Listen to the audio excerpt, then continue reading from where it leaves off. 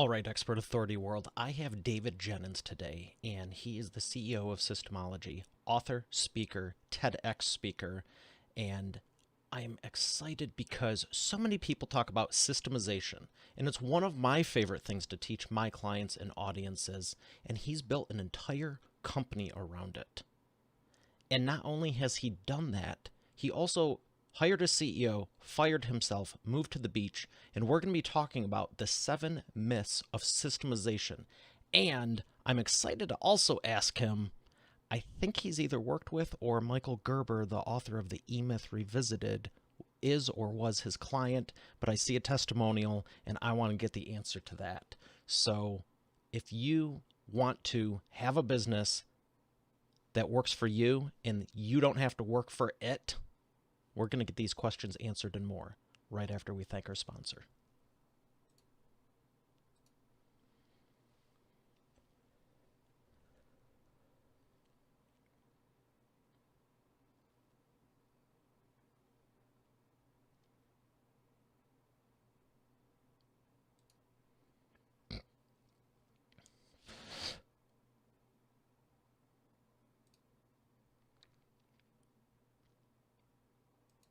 Morning.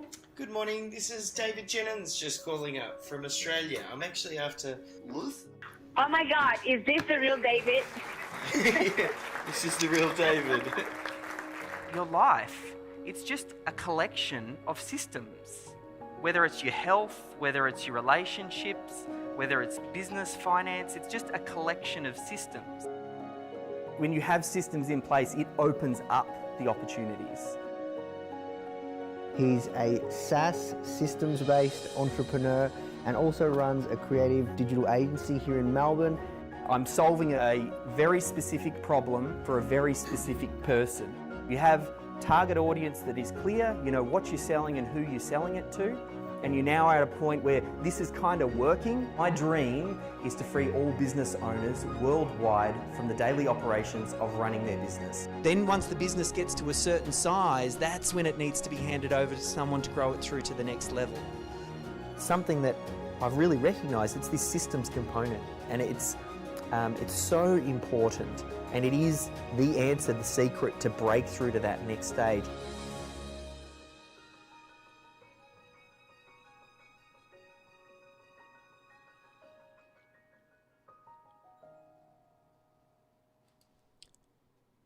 Here he is, ladies and gentlemen, Mr. David Jennings. David, how are you doing today? Fantastic, thank you for having me. I am so excited to have you here because so many people I know in Expert Authority world, they're all entrepreneurs. They want to have this business. And, I would also say the aspirations are, million or multi-million dollar business. Everyone wants to grow a big empire and have these systemizations and everything run perfectly and just all kinds of stuff you hear about and you think that's the case, only to find out it's not. How are you doing it so successfully with so many companies?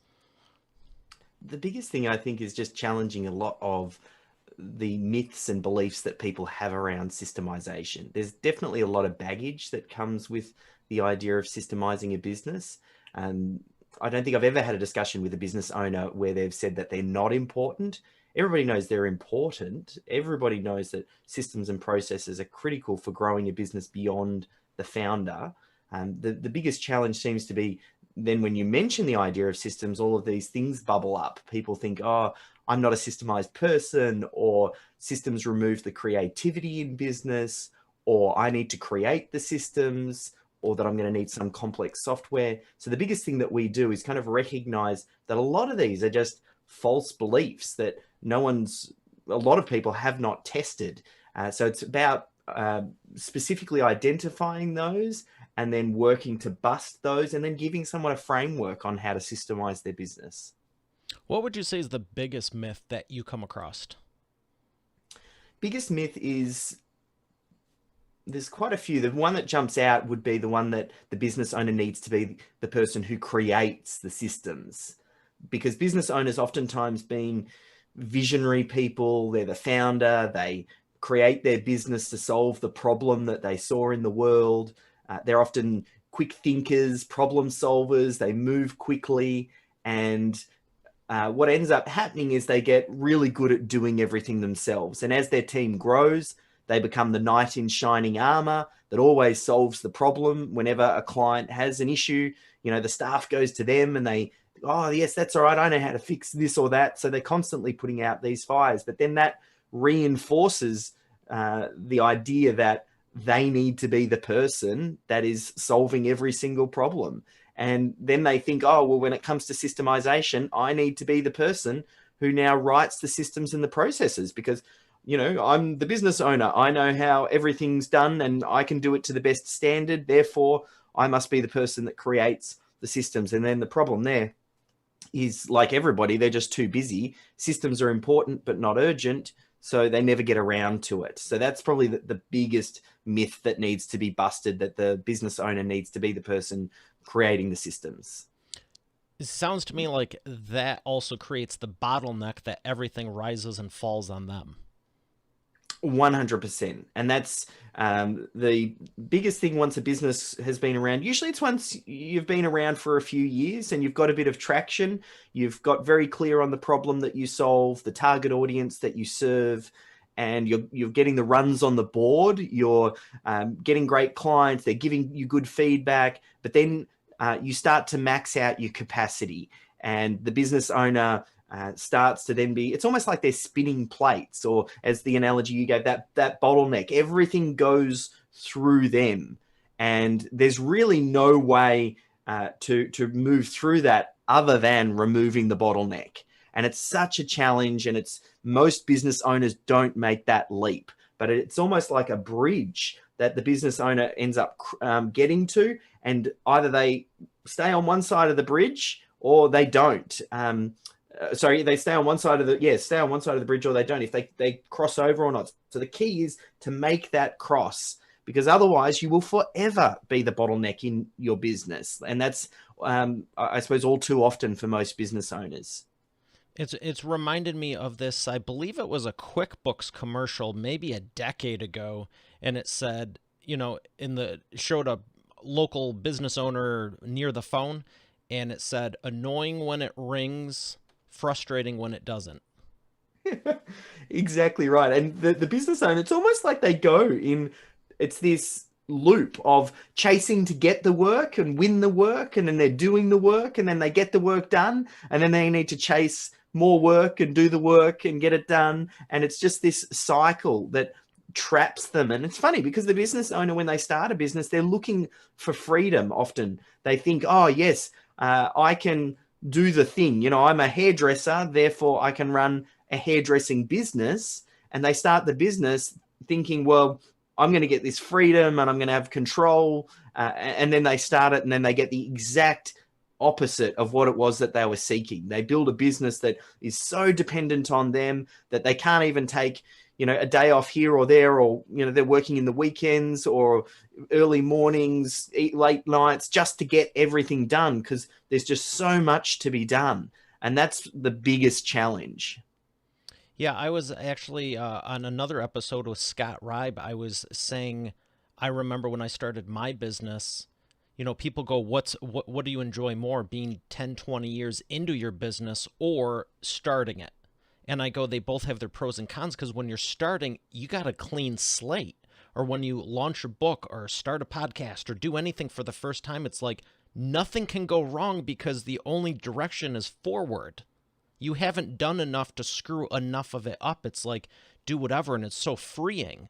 But in my personal example, I've been doing this full time since 2008. I had no clients. Well, you need clients. So I got 12 in like the first 6 weeks. But now you have to fulfill on those, and customer service and, PR and all these different things. And it's like, you get to a point where you grow into hundreds and hundreds of clients like now. And it's like, there's so many things going on. You have to remember to prioritize and go, I want to reach out to the existing ones. I want to bring in new business, because you can just get to this point and then get stuck again where you're on a hamster, you're on the wheel of whatever, of just doing things that are sucking up your time, but may or may not be adding to the bottom line because there's no systems in place.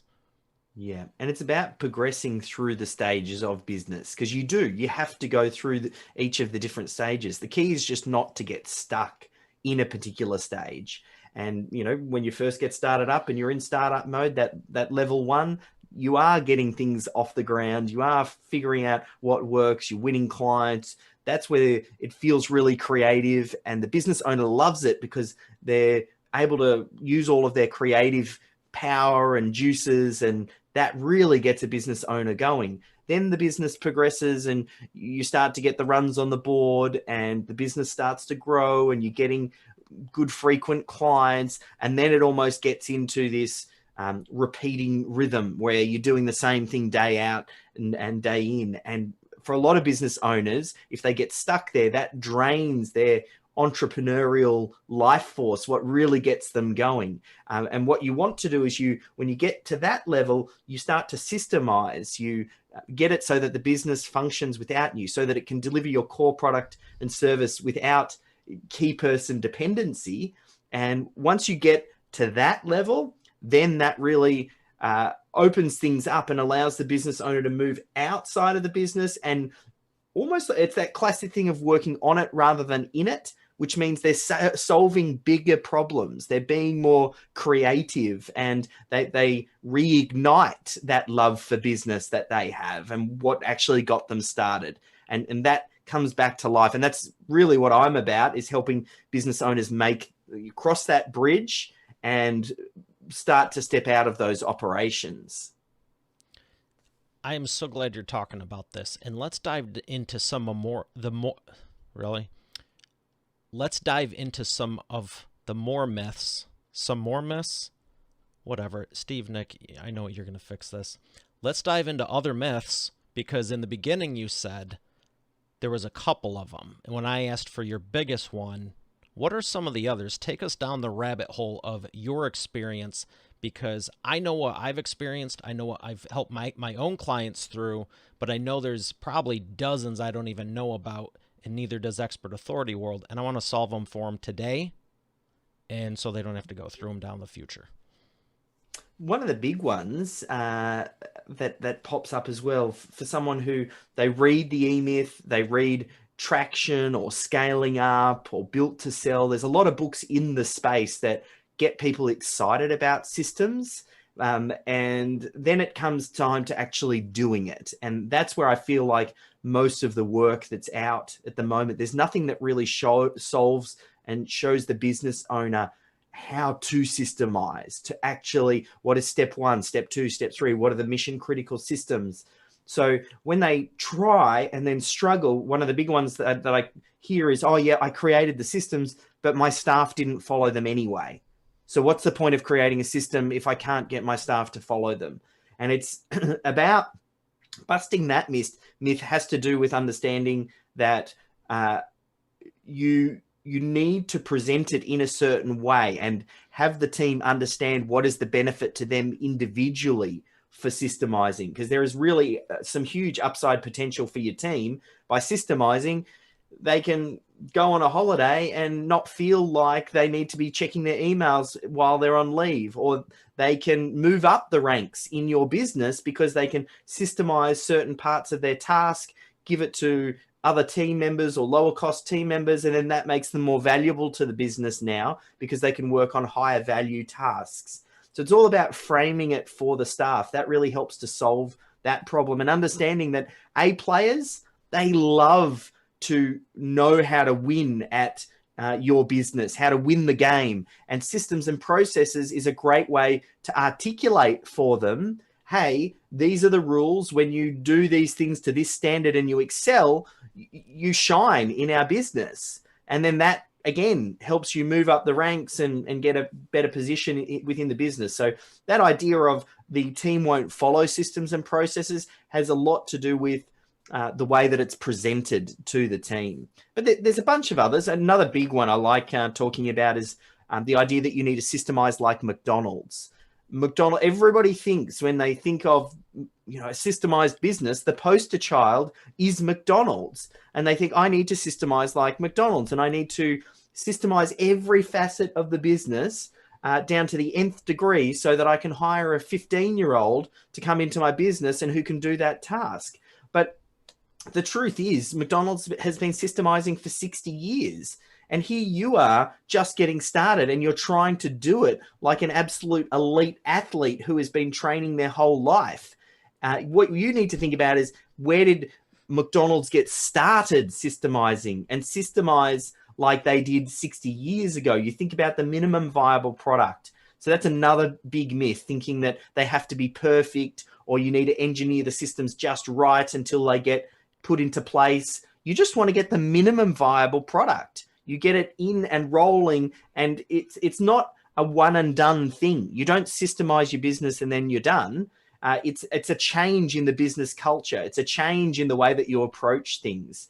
And once that happens, that kind of changes the course of your business completely. That is a very good point, because when you said McDonald's is basically the gold standard, not the golden arch standard, but I was smirking because I've used them for an example for years, and I think it's just so well known worldwide, globally, and everything. But it's a good point, because do you want a 15-year-old doing every facet of your business?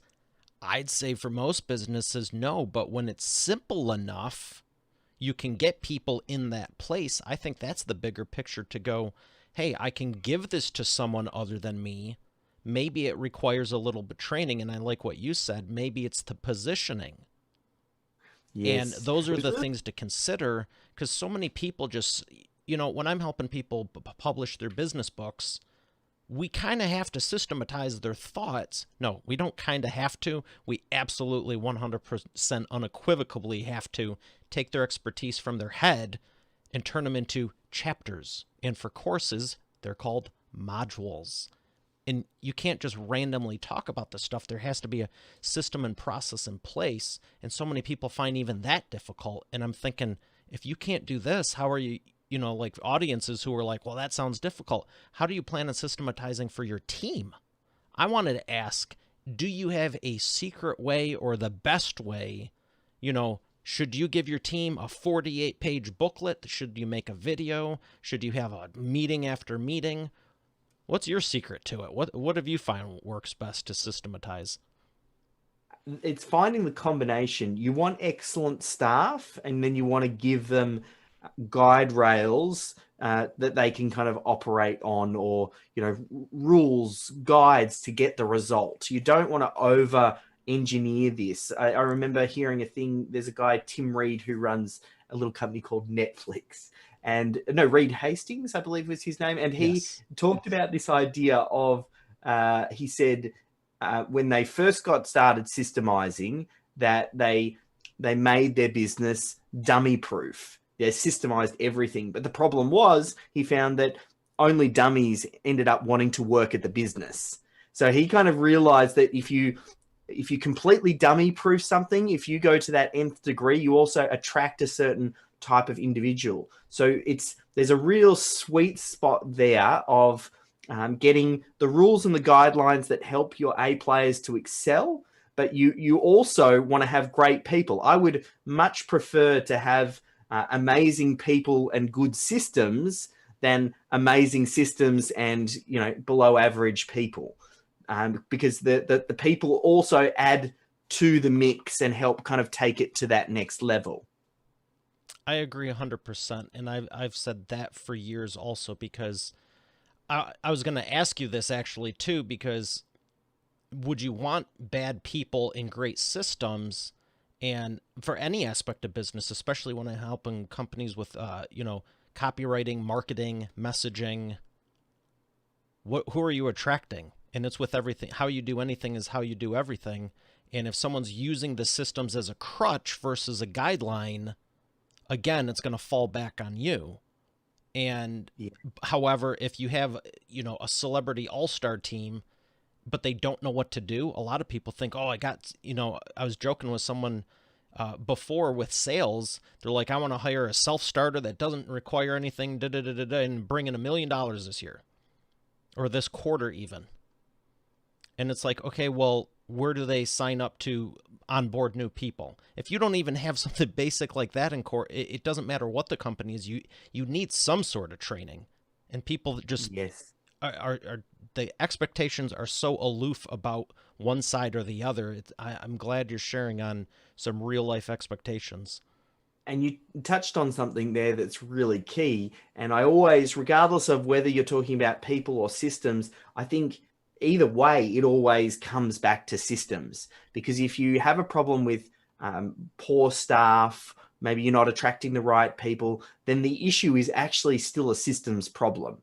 Because now you don't have a good recruitment system for your team. You don't have a good onboarding system and process. So there are also some real critical systems that you need to get right if you want to grow and you want to attract good people. So I'm starting to appreciate more and more the importance of culture. I used to think that it was something that only big companies really focus on and a little bit airy-fairy and a little bit loose and hard to articulate. But for me, culture is all about the tone of the business and the way that your staff operate and what's acceptable and what's not acceptable. Because when you get new team members on board, they look to what other people are doing around them and how they're acting. And that helps them to decide, well, how should they act? What's acceptable and unacceptable behavior?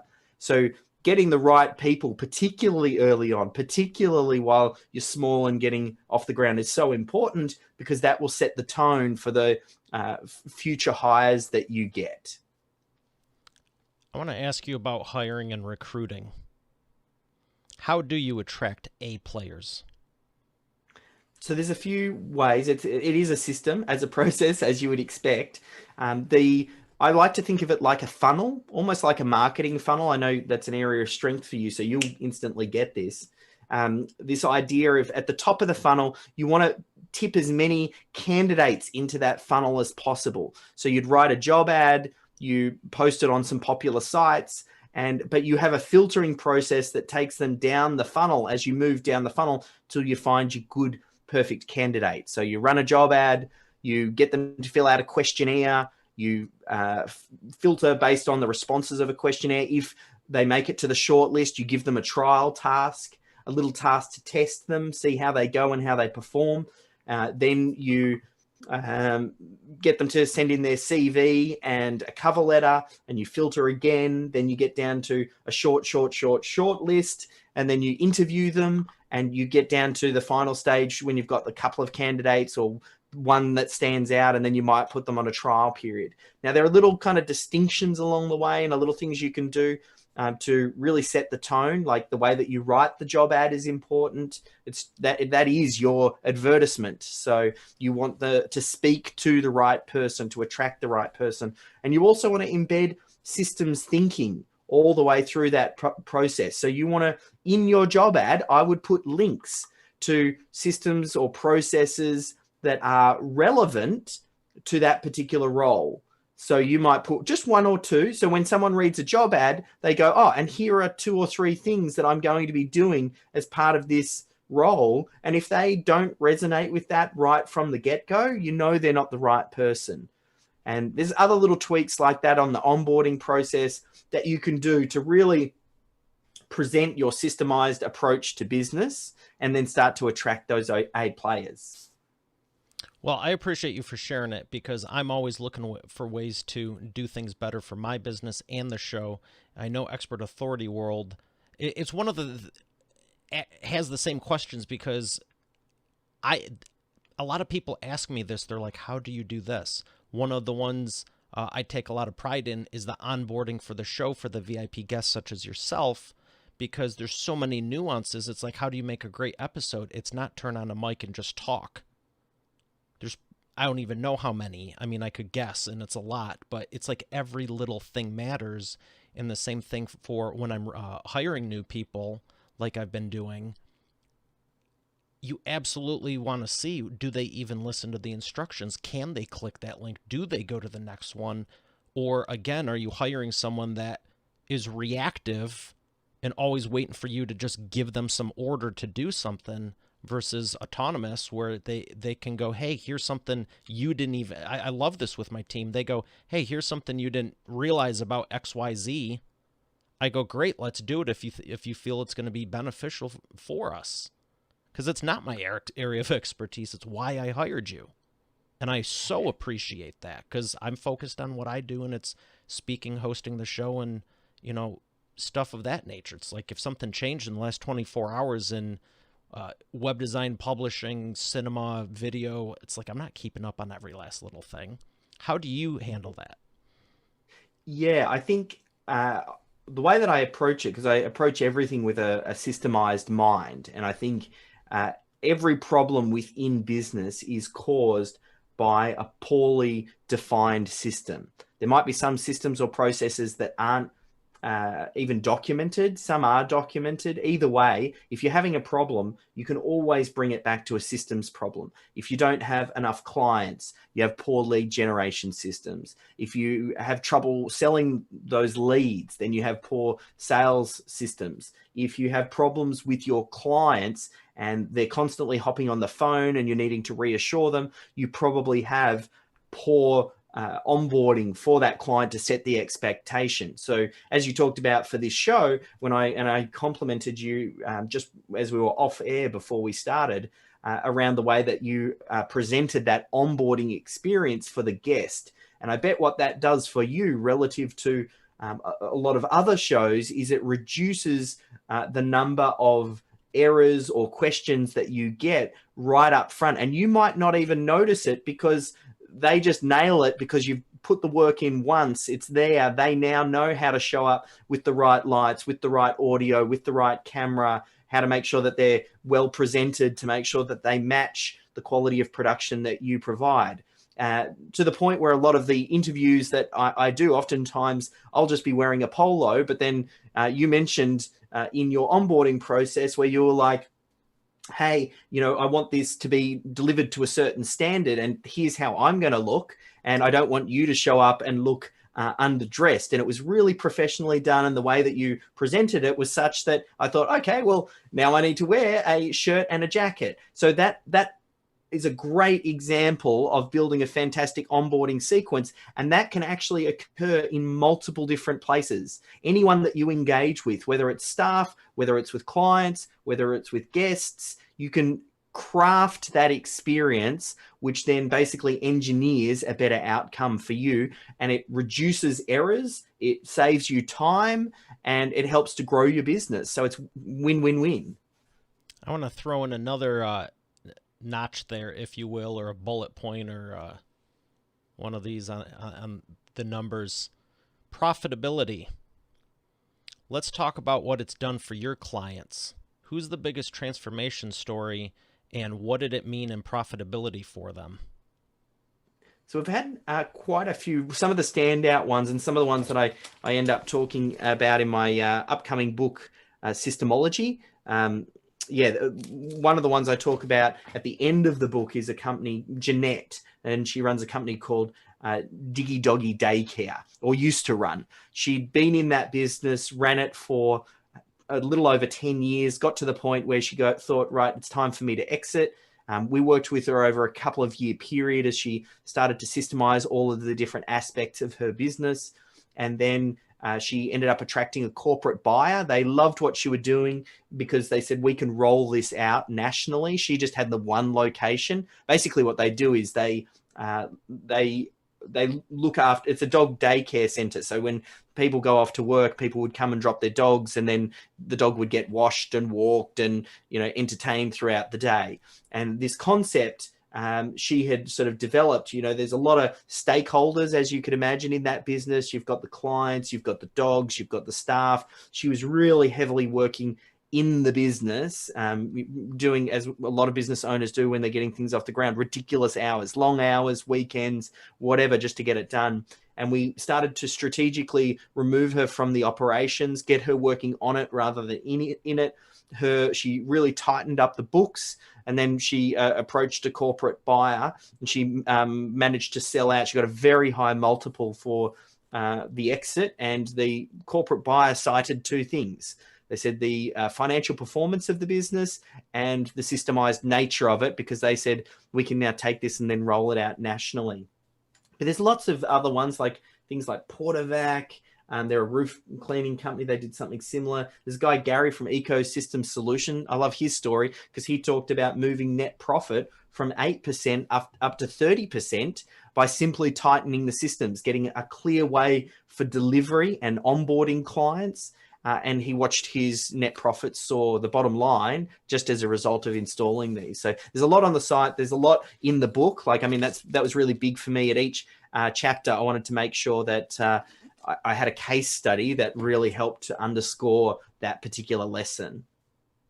That is so amazing, because I know there's multitudes of benefits, but the one everyone that's an entrepreneur can relate to, and the goal of business is to increase the bottom line and grow the company. And then that's not the only purpose, but that's what differentiates a job from a business, is to grow profit, grow the company. And a lot of people miss this.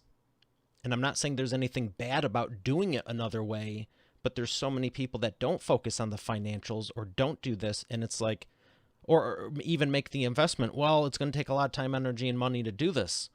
Yes, but you're losing tens and hundreds of thousands of dollars a week by not doing it. How much is it really costing you? I've towards the tail end of the book, the last chapter, I developed a calculator to understand what is the financial impact on the bottom line for not implementing systems, because systems touches every part of the business.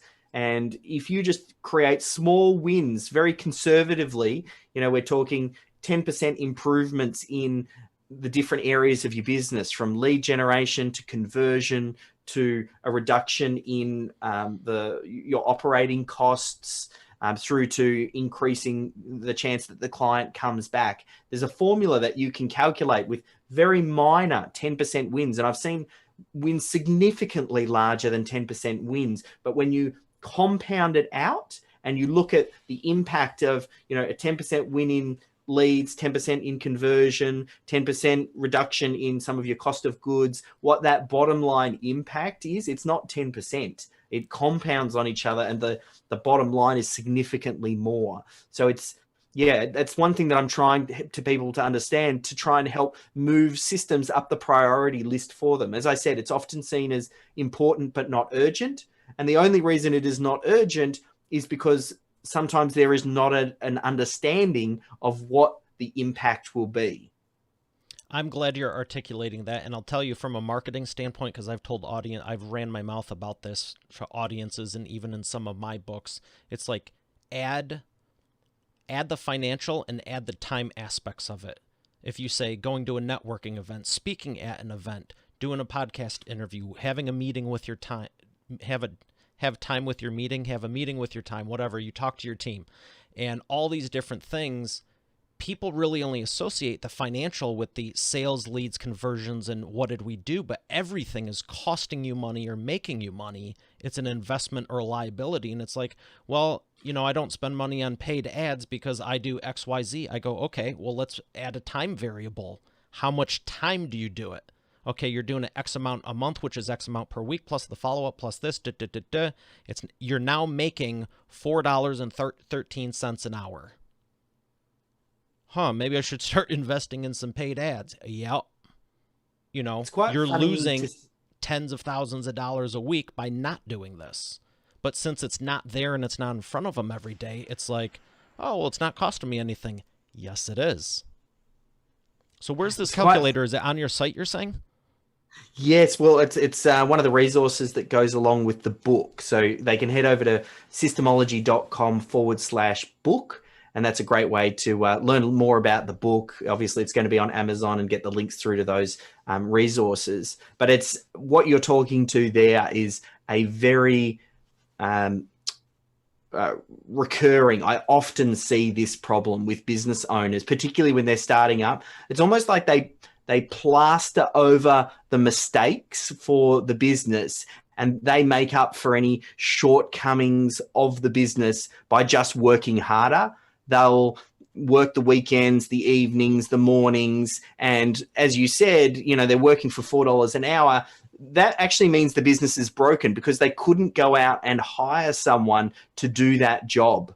So oftentimes I try and say to business owners, if you can't get your business working to the point where it doesn't work without you, or you don't have single person dependency, then the business is actually broken. There's something wrong with the numbers, because you need to be able to have another team member. You need to be able to pay someone to come in and do that task, and the business still be financially viable. If it's not, then you're probably underpricing your services. You might be over delivering. You need to understand that just making up more hours to try and make it work is actually doing you a disservice in the long run. Did I just hear you say over-delivering can be problematic? If you're not charging correctly. That's the key distinction. I love to over-deliver, but you got to make sure that you charge. Your job is to make sure that the business remains financial and financially viable, because if it's not a viable business, then you're not going to be in business for very long. You'll go out of business, and who knows, you'll be partway through a project and you might not deliver for the client because the numbers aren't stacking up. So there's definitely a fine line. I love the idea of over delivering. Also love the idea of charging what you're worth. I agree. And I'm just teasing you a little bit because most people are like, oh, the secret is to always over deliver. But to what degree?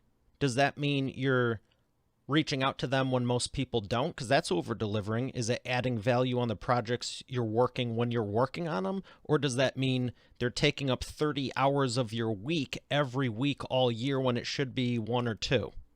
And even then, 1 or 2 all week, all year, that's still quite a bit for pretty much everyone, unless whatever. That's still a lot. So to know the numbers and know all of that is very important. And I've said that for years when I've told people to increase pricing, and they're like, well, it seems like a lot. I go, you need to make sure you're around 3 to 5 years from now, because I know how much you care about your business. No one cares as much as you. How would you feel if you weren't around and you're one of your clients, and I usually name their favorite one. I go, what if they had to go to and then name the competitor? They're like, because they know they care more, but the other guy's charging more and positioning themselves better. Yeah. And it's businesses, I see this quite often as well. Business owners, oftentimes they are, for lack of a better word, and I mean, I'm one too, a little bit of a people pleaser. You want to over deliver. You want to do well for the client. You also are running a business, so you need to find sort of that middle ground. You need to understand that there's a lot to running a business. That speaks to what we touched on earlier. Michael Gerber talked about this idea of the E-myth, which is the entrepreneurial myth. Just that you think you can cut hair means that you think you can run a hairdressing business. But there are a lot of other skills required.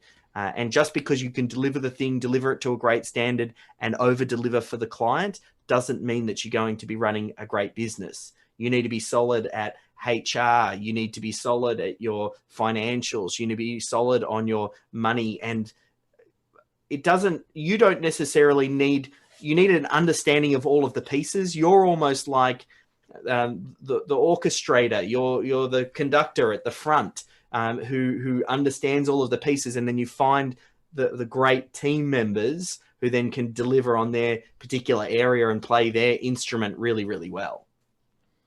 What is one of the payoffs of doing this? I know you've talked about increasing profit from 8% to 30% and all the success stories, and congrats on all of that. But tell me about your personal journey. I mentioned it earlier on when you hired your CEO. Yes. The biggest thing, and the whole reason I see for creating systems, and it's in the title of the book, like it's the subtitle, it's to create time. Like there are other benefits. I've got create time, reduce errors, and scale your profits. But it's the creation of time, because as a business owner, there are lots of great opportunities that are coming across your lap that you might not even be aware of because you're too busy working in it. You're so focused on just doing the work, even if a great opportunity just fell in your lap, you would be too busy to do anything with it. So what systems and processes does is allows parts of your business to happen and get delivered to a great standard without your constant oversight. That then frees you up. So when you spot an opportunity, a strategic alliance, a chance to, work with your favorite expert or industry leader, or write the book, or some of these really important things that only you can do, you now have space to do it. So that's, I mean, you touched on the idea earlier. I had the good fortune of working with Michael Gerber. He actually wrote the book, the foreword for my systemology book. And he actually approached me to help him launch the last book in his E-Myth series called Beyond the E-Myth. And he happened to do it just after I appointed my CEO. So she was running the business, and I was able to step away from mine. And I worked 3 months solid, very closely with Michael to launch that book. And I did it as a volunteer position. Like, there's no way that I could have volunteered, because I saw it as a great experience to connect with Michael and get some mentorship. So I just stuck up my hand and said yes. I even flew to the States for the last bit of the launch and worked out of Carlsbad, California, right near where Michael lives. And that for me was just a magical journey, opened my eyes to a lot of different things. And that happened as a result of running a systemized business that got to the point where it worked without me. And then when that opportunity fell in my lap, I could drop everything and run for it, which a lot of people just, if that fell in their lap and said, great, you can work with the Oprah in your industry and you can do a joint project, a lot of people would just go, I don't have the time. I'm too busy. And they wouldn't be able to create that space. So I feel like that's what systems really does. That is awesome. And congratulations. And that just seems like a phenomenal opportunity. And I have no doubt. The other thing is, when you do opportunities like that, they pay dividends for years and decades. And I'm fortunate enough to have done some of my own things, and they're still paying dividends from 5, 10, 15, 20 plus years ago. And it's like, how do you do more things like that? I mean, if you're not, I like systematizing because it's, as much as I like creative and artistic stuff, it's finite. It's either yes or no. It's right or wrong. There's no ambiguous. It's either going to work or it's not. But if that's not you to begin with, you should be falling in love with it after you do it, because you see, like I said, there's dozens and dozens of benefits, and that's just another one. So that's a perfect segue to go into the Wheel of Whatever. Random questions. That's why it's called the Wheel of Whatever. And check this thing out. It always ends where I need it to. Right there. So your question is, who else would you love to work with? You mentioned to us, Expert Authority World, working with the Oprah in your industry. Who else is someone you'd love to work with that you haven't been able to yet, and what would you help them with?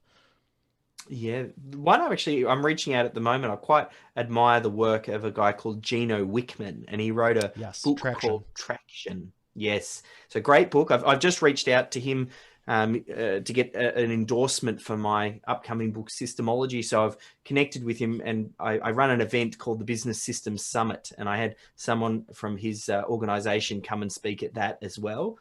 So I've got a little bit of a connection there, but I just like the way that he thinks. When I think about a book like Scaling Up, which was done by Vern Harnish, another great book in the space, what that book did is it just delivered a lot of tools. Whereas I can tell that Gino has a systemized mind. He took what was in Scaling Up and then put it into a step 1, step 2, step 3, step 4 system for the way your business should operate. So I resonated with that message really, really well. I know he's now working on a new project where he helps business owners make the leap from, working your 9-to-5 full-time job to leaping over and becoming an entrepreneur and starting your own business. So he has moved in a slightly different direction than I've headed. Like, I work with small and medium-sized business owners with small teams that have already made that jump. That said, though, I definitely appreciate his work. So that would probably be one that jumps to mind. And what I like about what you just said there, and he's awesome. You said you resonated with it more because he took the tactics and systematized them to a 1, 2, 3, like we've been talking about the whole time. You know, both people, Vern and Gino, are great. But as a learner, you need to have it systematized so you can learn it, because that's the reason we read books and write books. So that way you get new information and can give it to other people. Yeah, spot on. And that's again, I know I keep coming back to it. It's probably just front of mind for me at the moment. But when I approach systemology, it's the systemizing system for systemizing business, because I felt that's what was missing. It's a 7-stage process. It's what do you do first? What do you do second? And you have to go through a system the first time you do something, because it's like following a recipe. When you're making a cake, the first time you make that cake, in fact, probably the first few times, you follow the recipe to make sure that you get the outcome. Once you've done it enough times, then you start to internalize it, and then you might just start to make some tweaks and modifications because you now understand what the existing system will create, what the outcome of following that set of instructions for making the cake are. But then, someone who's been cooking that cake for years might then start to make the adjustments and go, if I add a little bit more of a pinch of salt here or some extra sugar there, that makes the outcome significantly better. But the first time you go through something, it's not just enough to say, here are the tools. It's what do I do first? What do I do second? And that really helps the first time learner get the outcome. I can relate to that. I've done 5 books personally, and the first 4, I did a good job, I'd like to think, and they were all cool and everything. But the latest one,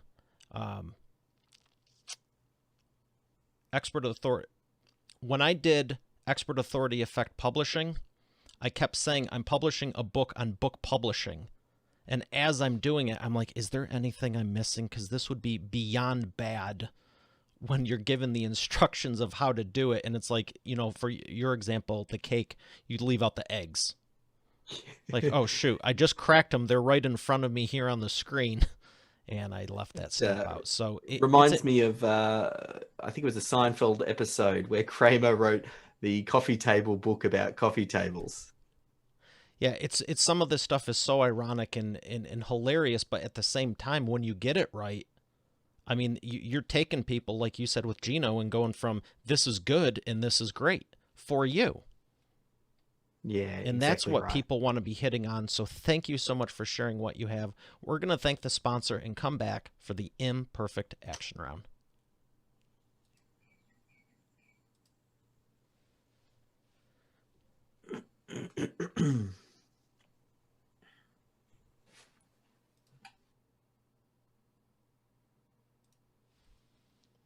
Get some water.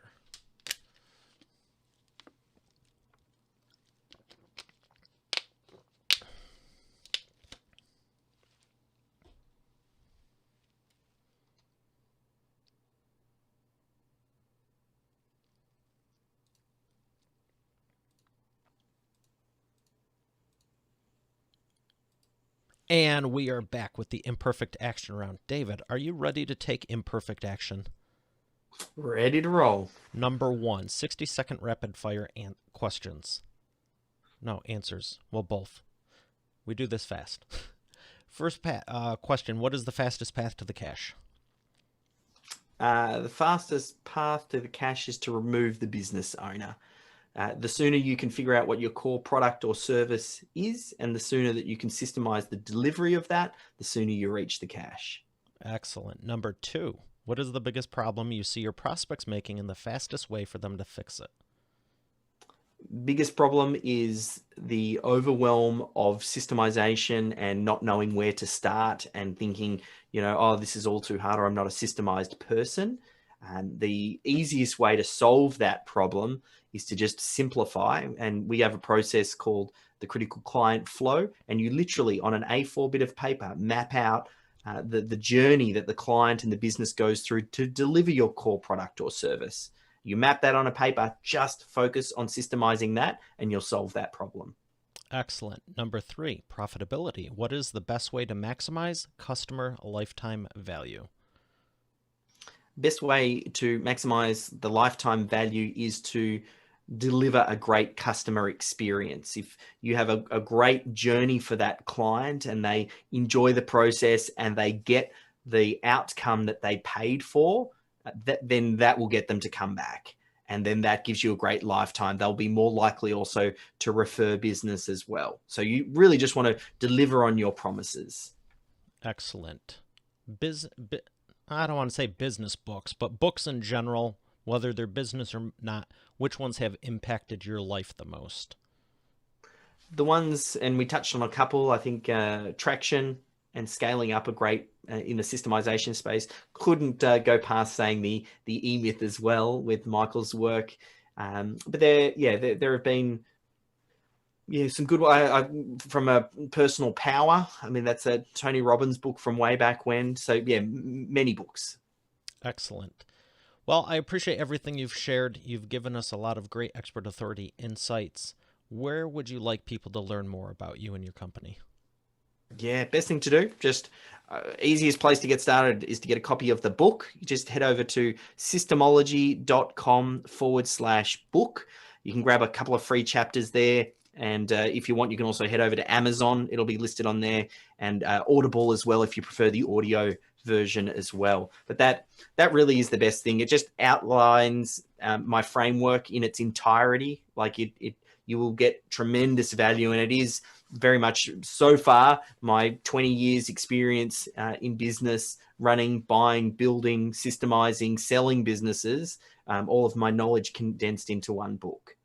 Excellent. Well, I'm excited to get a copy myself, and thank you for writing it because I know what goes into all of that, and I know it is not a 10-minute process that you do in between phone calls. So thank you for that. Pleasure. Yes, they're slow and painful. I maybe have one more book in me in my lifetime. I think I take my hat off to you for writing 5. That's for sure. Well, I appreciate that. Thank you again so much, and it was great having you. Pleasure. Thank you for having me. All right, Expert Authority World, we have another great episode here today. I'll see you tomorrow. Have a great day, and God bless.